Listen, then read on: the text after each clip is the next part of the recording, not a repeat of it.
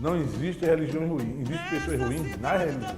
Amar a Deus acima de todas as coisas e amar ao próximo como a ti mesmo. Deus nunca disse odeie, né? Ele nos diz ame. O racismo está impregnado nas práticas das pessoas, de modo geral, né? E o religioso também. A coisa mais linda que nos constitui é justamente a diferença. Bom, eu sofri um caso de intolerância religiosa que ficou muito marcado, né, para mim, e acredito eu que na luta do povo de terreiro aqui em Pernambuco. Presente na água salgada e toda a cidade brilha. Seja tenente ou filho de pescador. Em pleno século XXI, onde a tecnologia chegou a um alcance planetário, a inteligência artificial já move o mundo e a humanidade se curva à onipotência das redes sociais digitais. As pessoas ainda discutem e praticam a intolerância religiosa. Em Pernambuco, as religiões de matrizes africanas são as que mais sofrem preconceito e são vítimas de ataques físicos, culturais e, em tempos de cybercultura, de crimes digitais. Eu sofri um caso de intolerância religiosa que ficou muito marcado, né, para mim, e acredito eu que na luta do povo de terreiro aqui em Pernambuco. Eu estava dentro da estação de ônibus Xambá, que fica no bairro de São Benedito, que é um quilombo urbano, inclusive. Xambá dá nome a uma tradição religiosa daqui, uma forma de tradição de matriz africana daqui. E eu estava dentro do ônibus TI Xambá encruzilhada, não estava vestido com roupa de axé, apenas estava com essa conta, essa daqui, no pescoço, apenas ela. E um evangélico, supostamente um evangélico, vendendo produtos no ônibus, começou a destilar naquele momento um discurso de ódio. Ele estava posicionado exatamente no local da catraca do ônibus, virado, e eu na última cadeira virado de frente para ele, num corredor. Não tem uma cadeirinha que fica bem no meiozinho? E ele acho que viu esse símbolo religioso meu, e o instinto racista, intolerante, da tradição dele, né, porque essas pessoas são formadas nesse seio, né, de preconceito e de racismo, né, que é o que eu sempre digo, dentro das quatro paredes das igrejas, sobretudo as neopentecostais de garagem, todos os dias se ensina a intolerância religiosa e o desrespeito. A intolerância religiosa é quando a gente, não tendo amor, a gente odeia. Porque independente da gente ser cristão, católico, ou evangélico, ortodoxo, judeu, muçulmano, budista, hindu, espírita, de religião de matriz africana, seja o candomblé ou a umbanda, do Hare Krishna, do hinduísmo, budista, hindu, ou até mesmo ateu e agnóstico, independente disso, nós temos no coração a capacidade ou a possibilidade de amar ou de odiar. Se eu amo, então eu tolero, eu respeito, eu reverencio o outro em suas diferenças. E nesse caso, na diferença religiosa. Tolerância é algo que eu devo respeitar o posicionamento religioso, cultural do meu semelhante. Respeitando, sobretudo, a decisão, que religião é, sobretudo, uma questão de decisão pessoal. Não é uma decisão coletiva imposta pelo Estado. A espécie humana, desde que se constituiu, vê o diferente como algo a ser rejeitado.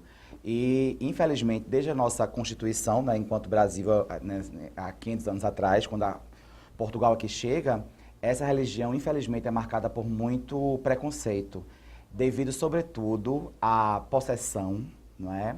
A questão da matança necessária dos animais, o sangue. Então, tudo isso, né, envolto num segredo, porque as cerimônias muitas vezes não podem ser abertas, tudo isso causa uma mística muito grande.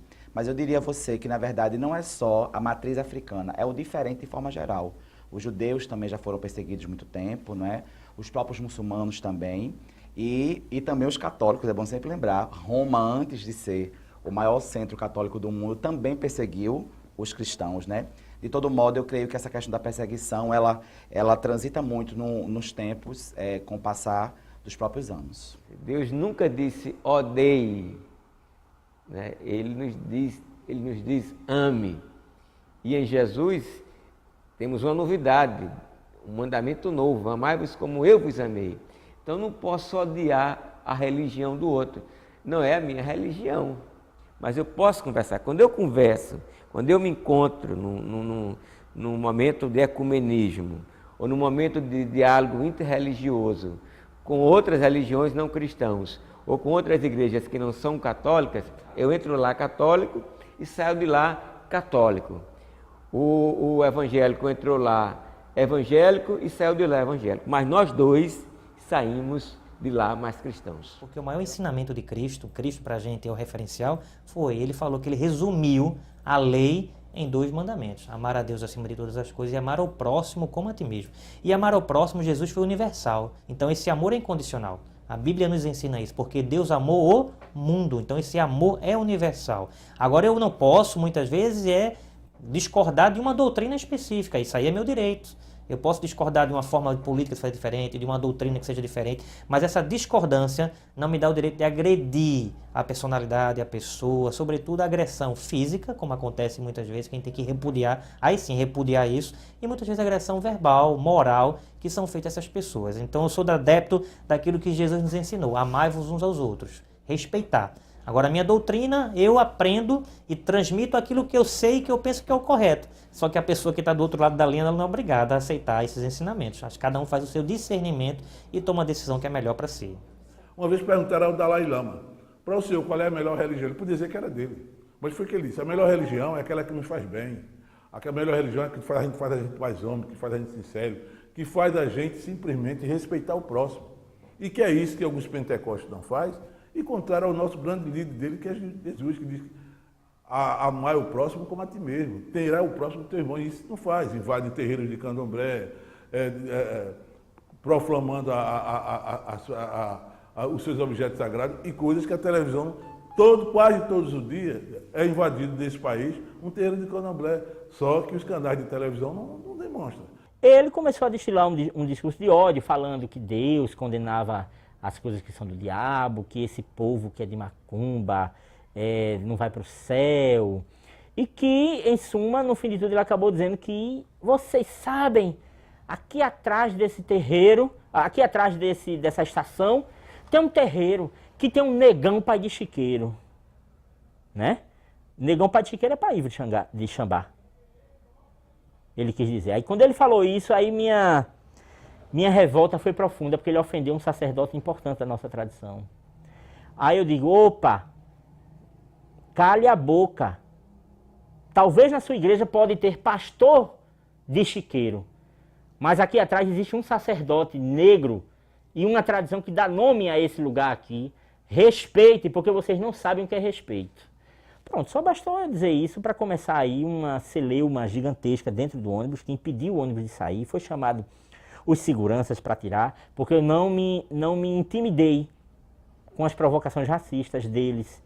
Inclusive, tinham outros evangélicos e evangélicas dentro do ônibus, que até chegaram ao ponto de se manifestar com o próprio, supostamente com o Espírito Santo, falar lá as coisas que eles falavam, condenar, dizer que eu ia para o fogo do inferno. Fui chamado de Illuminati do Satanás, de imagem do demônio, propagador do mal, e uma série de outros termos de ameaças, né? Me ameaçaram.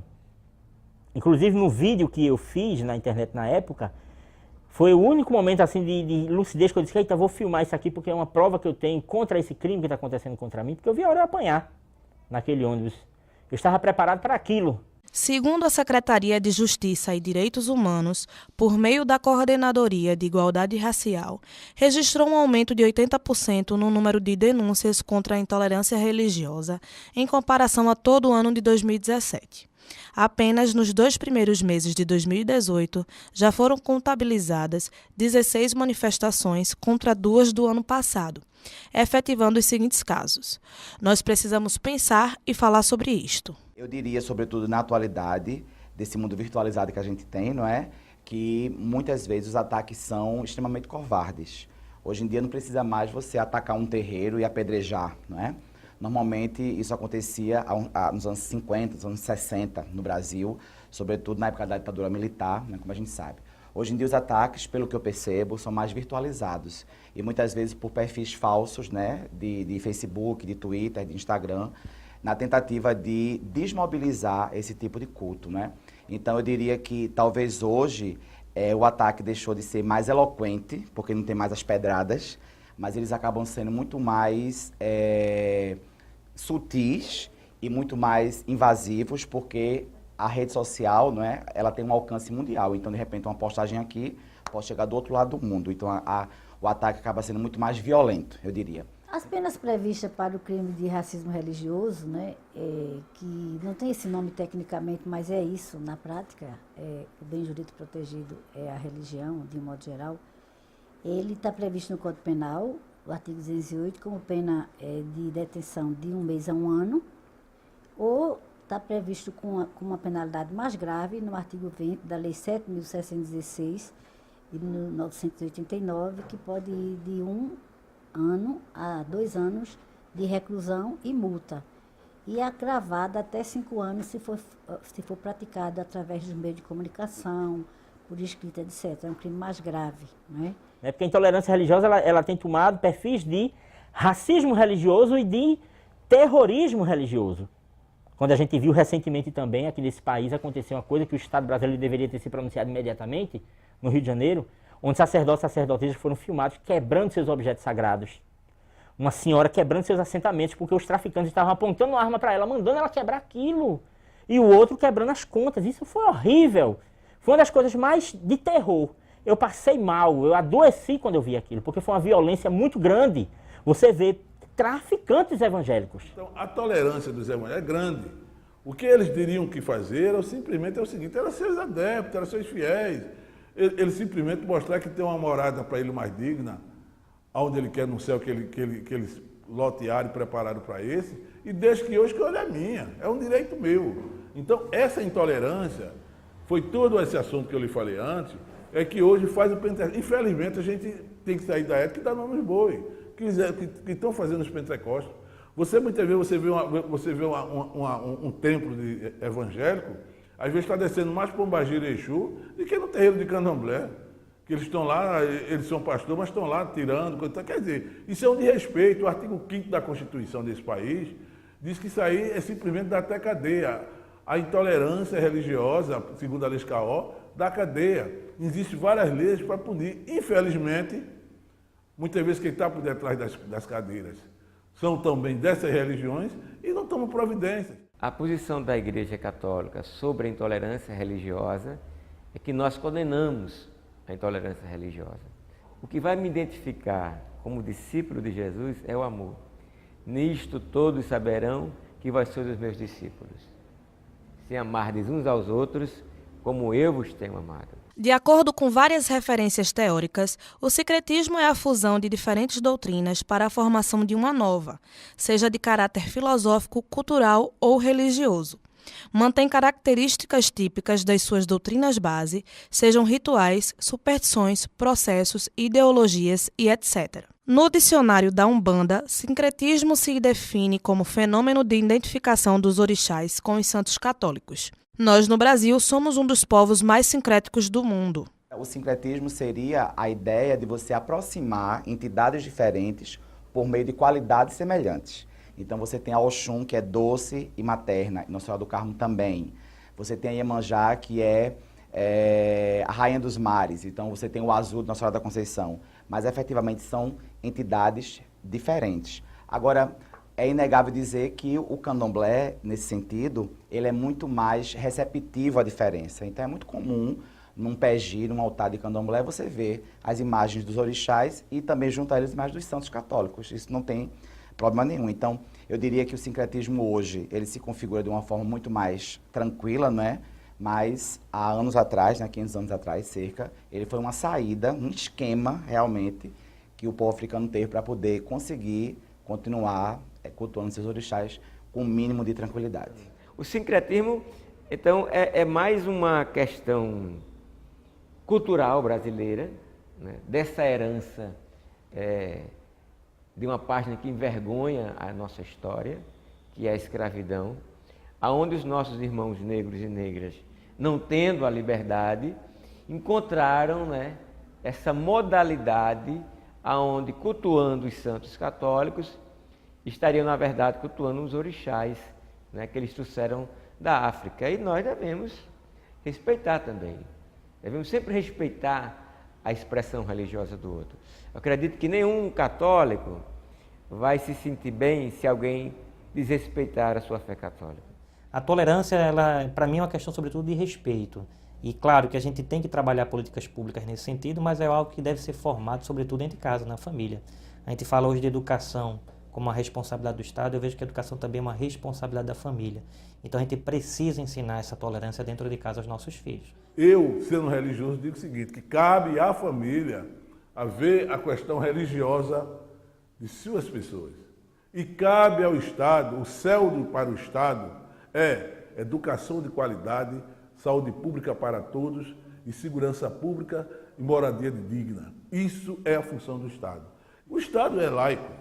Simplesmente ele não se processa como laico. A Constituição, no seu artigo 5, já diz que o Estado tem que ser laico. O Estado é laico. A gente vive no Brasil hoje o que a gente chama de Estado laico. Então não existe hoje uma religião oficial.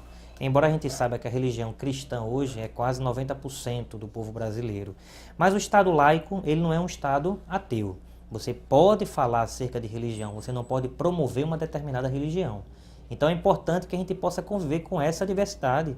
Nós somos um país, como eu falei, 90% cristão, mas existe 10% de pessoas que têm as suas religiões da origem descendente de afro. Então isso tem que ser respeitado, tem que ser tolerado, tem que se conviver com isso. Eu acho que religião faz parte também da nossa cultura. A gente não pode se omitir desse debate. A gente não deve, né, fazer uma afirmação levando em consideração uma ação isolada de um ou de outro parlamentar. Eu não defendo essa ideia. Eu acho que aí vai muito da questão pessoal de cada um. Eu entendo que, como cristão que eu sou, eu não estou no contexto político para defender a minha religião. Eu fui colocado dentro desse contexto de Recife para ser vereador do Recife, para cuidar da cidade e dos problemas sociais de Recife. Quem cuida da igreja, para mim, é Deus. Deus não precisa de político para cuidar de religião. Então, se existe evangélico, cristão ou outras denominações que defendem a sua religião e quer impor ela à sociedade em detrimento de outra, para mim essa pessoa está deturpando o que é a questão da democracia. Nós estamos aqui de fato para representar ideias, mas não para defender interesses de associações, de sindicatos ou de associações religiosas. Então eu confesso que eu repudio, né, a ação, quer seja de evangélico, católico, quem quer que seja, que faça desse tipo de expediente para destratar uma outra religião ou alguém que seja adepto de uma outra religião. Estamos aqui para fazer política para todos. É importante se destacar isso. Não estamos aqui para defender o interesse, a bandeira específica de uma religião. Somos vereadores, somos deputados, o governador, o prefeito, ele governa para o povo. E o povo, ele é múltiplo religioso, múltiplo cultural. Então, se é para todos, todos têm que ser englobados nas políticas públicas sociais. O racismo está impregnado nas práticas das pessoas, de um modo geral. E o religioso também. O que está me preocupando mesmo não é o barulho do mal dessa pessoa, mas sim o silêncio dos bons, que estão para nos proteger. Então, a intolerância religiosa, ela existe bem. Nós talvez não sofremos tanto essa intolerância religiosa porque tivemos a felicidade de crescer nominalmente no Estado. Hoje em dia, o Xambá é uma religião que tem nome, o sítio do Pai Adão é uma casa que tem nome, a casa de Raminho é uma casa que tem nome. Entendeu? E então, essas pessoas, elas têm cuidado de como chegar até elas. Mas a casa de Dona Mariazinha, que está morando lá no morro, de Seu José, que mora lá no córrego, e isso daí, as pessoas, às vezes, estão sendo invadidas, estão sendo achicalhadas. Pessoas estão andando nos ônibus, está vendo o cara batendo na cabeça dele com a Bíblia. Eu não vou poder andar em qualquer lugar com minhas guias no pescoço, para não ser olhado com a... Então, isso é intolerância. E o Estado não está olhando isso. O Estado não está tomando real poder sobre isso. Então, eu dizer a você, intolerância religiosa é isso. E a minha preocupação maior não é com a intolerância. Minha preocupação maior é com a abstinência de tomar as providências das autoridades. A proposta do Jeito e Racismo é justamente construir estratégias de atuação institucional entre os promotores e promotoras e servidores e servidoras do Ministério Público, mas também construir uma parceria institucional com as demais instituições do sistema de justiça e segurança. Porque o racismo institucional, ele é uma realidade e as questões raciais que chegam, elas são muito invisíveis para o sistema de justiça como um todo. Então, o Ministério Público, que tem o papel constitucional de combater o racismo e as demais desigualdades, né, tem essa dificuldade, todo o Ministério Público brasileiro, de lidar, porque o racismo é uma discussão nova no Brasil. A gente vê isso a partir de Durban, de 2001, da Conferência da África do Sul, que trouxe uma pauta, né, afirmativa para o Brasil de combate ao racismo. Mas então é uma coisa que não se estuda ainda. A proposta do GT é fazer essa discussão interna e agir, porque nós já estamos bastante atrasados do combate ao racismo. Então, há 15 anos o GT existe, desde dezembro de 2002. Logo em seguida veio uma lei importantíssima, que é a Lei 10.639, de janeiro de 2003, que é uma lei que exige a implementação da história e cultura afro-brasileira e africana nos currículos do ensino fundamental e médio, e o papel do Ministério Público de implementar essa lei também, de fiscalizar a implementação, fez com que a gente também se voltasse para mudar nossas práticas, prestar atenção a essa violação do direito grave que é o racismo. Olha, a forma de intolerância mais recorrente é aquela que é contra a religião de matriz africana e indígena. Basta as pessoas nas ruas verem a gente vestido de branco numa sexta-feira ou qualquer dia, uma mulher de torso na cabeça, uma conta no pescoço, que você já vai sofrer naturalmente, de certa forma, olhares de crítica, ou então você vai passar por pessoas evangélicas, elas vão entregar papéis a você, elas vão dizer assim, Jesus te ama, por exemplo. É uma das formas de racismo e de preconceito,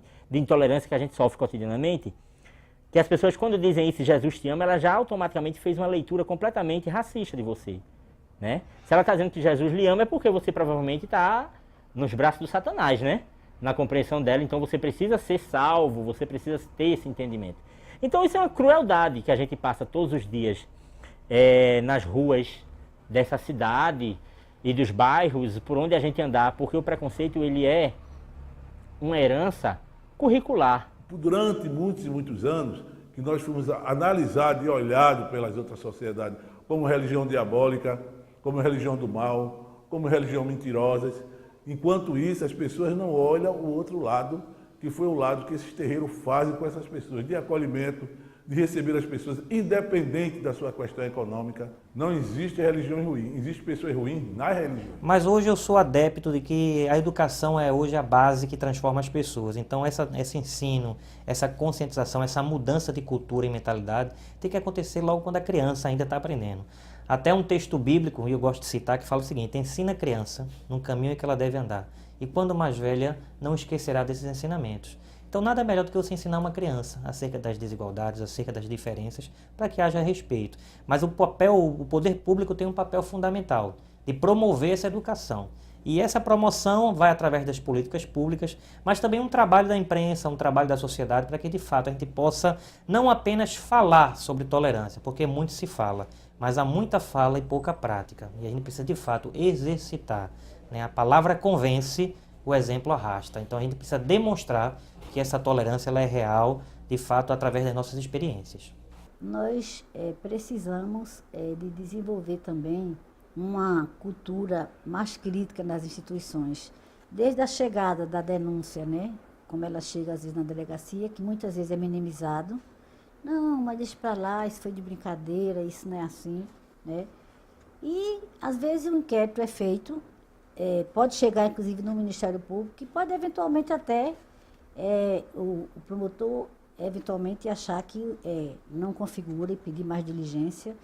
Então, o que eu quero dizer é que, de um modo geral, é preciso que a gente desenvolva uma cultura de combater os crimes de racismo, de um modo geral, não só o racismo religioso, porque é uma forma pedagógica de se lidar com essa realidade cruel. Enquanto o ser humano existir, haverá cenários de intolerância. A minha aposta é que cada vez mais diminua e que os grupos humanos ao redor do planeta entendam que a coisa mais linda que nos constitui é justamente a diferença. Imagine todo mundo ter a mesma religião. Imagine todo mundo falar a mesma língua. Imagine todo mundo se vestir do mesmo jeito, comer do mesmo jeito. O mundo seria uma chatice, né? O mundo não teria brilho. Então, justamente, o contraste da diferença é algo que deve ser exaltado e não diminuído. E não é admissível que nós, brasileiros, que somos o 5º maior país do mundo, certo? E que não possamos andar como irmão, cada um na sua religião, cada um pedindo dias melhores, cada um achando que a religião é sim, é bom para aquele seu rebanho. E que eu, dentro do meu templo, eu consiga simplesmente convencer os meus adeptos a vantagem que tem a minha religião, simplesmente sem procurar nem denegrir nem atacar a religião do próximo. Axé para todos. E fururum lorere ai la la lo quem elegibu ni lei famoti o ababa mojo borere mojo baô o luari é maoro é a oro la wishi